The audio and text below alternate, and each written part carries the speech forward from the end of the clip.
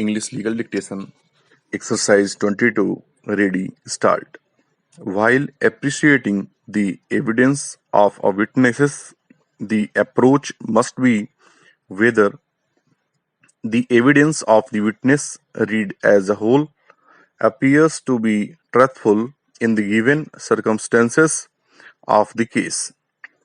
Once that impression is formed, it is necessary for the court to scrutinize the evidence more particularly, keeping in view the drawbacks and infirmities pointed out in the evidence and evaluate them to find out whether it is against the general tenor of the prosecution case. Jivanlal Pw1 is the son of the deceased Meena Devi residing with her and the accused in the same house and a natural witness to speak about the occurrence.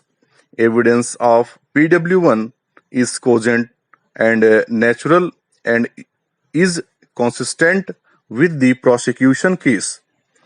The High Court was not right in doubting the evidence of Pw1 on the ground of alleged improvements made by Jivanlal and rejecting his evidence on the premise that there were certain improvements as pointed out by the session judge. Deceased Meena Devi was last seen alive in the company of accused Rajkumar, and the accused did not satisfactorily explain the missing of deceased Meena Devi, and the same is a strong militating circumstance against the accused. Meena Devi, who was residing in the same house with the accused and was last seen alive with the accused, it is for him to explain how the deceased died. The accused has no reasonable explanation as to how the body of Meena Devi was found hanging from the tree. As held in Kashiram's case, it is for the accused to explain as to what happened to the deceased. If the accused does not throw light on the fact which is within his knowledge, his failure to offer any explanation would be a strong militating circumstance against him.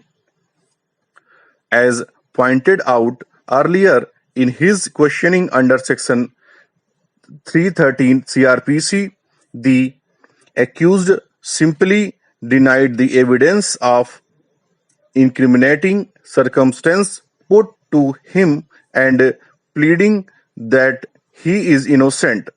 A feeble attempt was made by the defense to suggest that the deceased consumed poison and committed suicide. Viscera of deceased Meena Devi was sent, and as per FSL report, no poison was detected in the viscera of the deceased. In our considered view, the trial court rightly rejected the plea suggested by the defense. As pointed out earlier in a catena of judgments, this court held that when conviction is based on circumstantial evidence, there should not be any gap in the chain of circumstances. The accused is entitled to the benefit of doubt. The circumstances relied upon by the prosecution are proved by cogent and reliable evidence.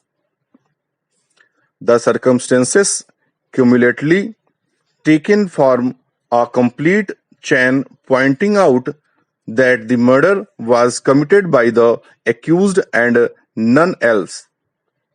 In the appeal, the High Court has not properly appreciated the evidence and intrinsic worth of testimony of prosecution witnesses and the formidable circumstances established by the prosecution against the accused.